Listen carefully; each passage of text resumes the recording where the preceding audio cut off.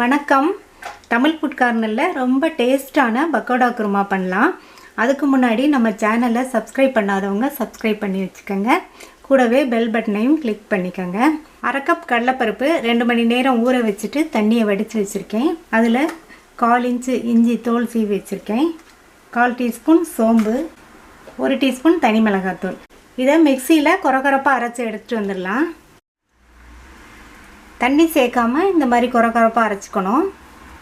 அது கூட பொடியாக கட் பண்ண கொத்தமல்லி தழை, கொஞ்சமாக வெங்காயம், உப்பு சேர்க்க போகிறோம். இதுக்கு அரை உப்பு சேர்த்தா போதும். ஏன்னா குருமாவில் இருந்தும் பக்கோடாக்கு உப்பு இறங்கும், அதனால் அரை உப்பு போட்டிருக்கேன்.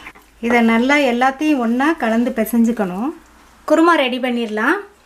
ஒரு பாத்திரத்தில் 1 டேபிள் ஸ்பூன் நல்லெண்ணெய் விட்டுருக்கேன். எண்ணெய் சூடாயிடுச்சு. அது கூட ஒரு அரை டீஸ்பூன் சோம்பு சேர்த்துக்கலாம். கூடவே ஒரு சின்ன துண்டு பட்டையும் சோம்பும் பொரிஞ்சிருச்சு.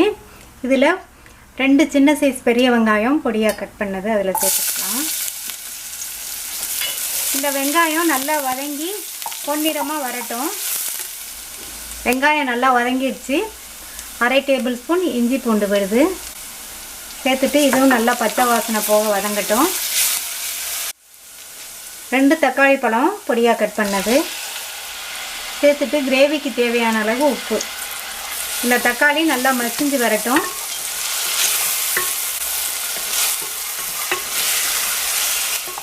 ரெண்டு டேபிள் ஸ்பூன் தேங்காய் துண்டுகள், 1 டீஸ்பூன் கசகசா, 5 முந்திரி பருப்பு. கசகசாவும் முந்திரி பருப்பையும் தண்ணியில் ஊற வச்சுருக்கேன். அப்போ தான் ஈஸியாக அரைப்படும்.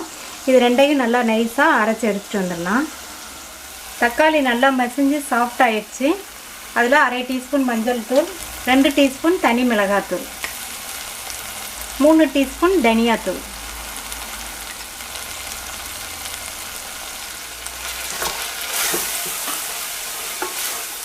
இந்த மசாலா தூள்லாம் சேர்த்ததுக்கப்புறமா கொஞ்சமாக தண்ணி தெளிச்சுக்கணும். அந்த கறியிராமல் இருக்கும் எண்ணெயில். கொஞ்சம் கொஞ்சமாக தண்ணி தெளித்து இந்த பச்சை வாசனை போய் எண்ணெய் பிரிஞ்சு வர வரையும் இருக்கட்டும். பச்சை வாசனை போய் எண்ணெய் பிரிஞ்சு வந்துருச்சு. இந்த ஸ்டேஜில் ஒரு 2.5 கப் தண்ணி சேர்த்துருக்கேன். குருமா கொஞ்சம் நீர்க்க தான் இருக்கணும். ஏன்னா நம்ம பக்கோடாவை போட போகிறோம். போட்டோம்னா அந்த பக்கோடாவில் ஊறி குருமா கொஞ்சம் கெட்டியான கன்சிஸ்டன்சிக்கு வந்துடும். இது கொதிக்கட்டும். இந்த குழம்பு கொதிச்சிட்ருக்கட்டும். பக்கோடாவை போட்டு எடுத்துடலாம். பக்கோடாவை போட்டு எடுக்கிறதுக்கு எண்ணெய் ஊற்றிருக்கேன். எண்ணெய் சூடாயிடுச்சு.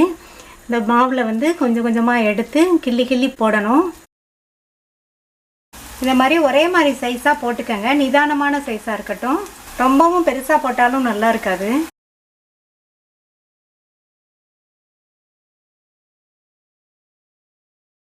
கொஞ்சம் நேரம் கழித்து அப்படியே பெரட்டி விட்டு ஒன்று போல வேகட்டும். நல்லா பொன்னிறமாக வர வரையும் இருக்கட்டும். பக்கோடா போட்டு எடுக்கும்போது ஸ்டவ்வை மிதமான தீயில் வச்சுக்கணும். நல்லா பொன்னிறமாக வந்துச்சு. பக்கோடாவை எடுத்துடலாம்.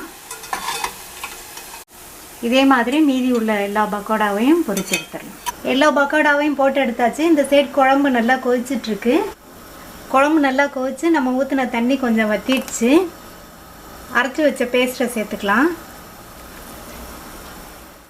தேங்காய் விழுதோடு சேர்த்து ஒரு 5 நிமிஷம் குழம்பு கொதிச்சிட்ருக்கட்டும். தேங்காய் விழுதோட பச்சை வாசனை போயிடுச்சு. பொரிச்சு வச்ச பக்கோடாவை சேர்த்துக்கலாம். பக்கோடாவை சேர்த்ததுக்கப்புறம் ரொம்ப கரண்டி போட்டு கிண்ட வேண்டாம். ஒரு 3 நிமிஷம் குழம்போடு சேர்ந்து கொதிச்சிட்ருக்கட்டும். நீங்கள் வீட்டில் பக்கோடா பண்ணி இந்த குருமா பண்ணுறதுக்கு லேட் ஆகும்னு நினச்சிங்கன்னா கடையில் பக்கோடா வாங்கி இந்த குருமா பண்ணிக்கலாம். 3 நிமிஷம் ஆச்சு. ஏற்கனவே கிரேவி கொஞ்சம் தண்ணியாக இருந்தது. பக்கோடா போடவும் கொஞ்சம் கெட்டியாயிடுச்சு. இனி ஆறுனா நல்லா கெட்டியாகி சாப்பிட்றதுக்கு கரெக்டாக இருக்கும்.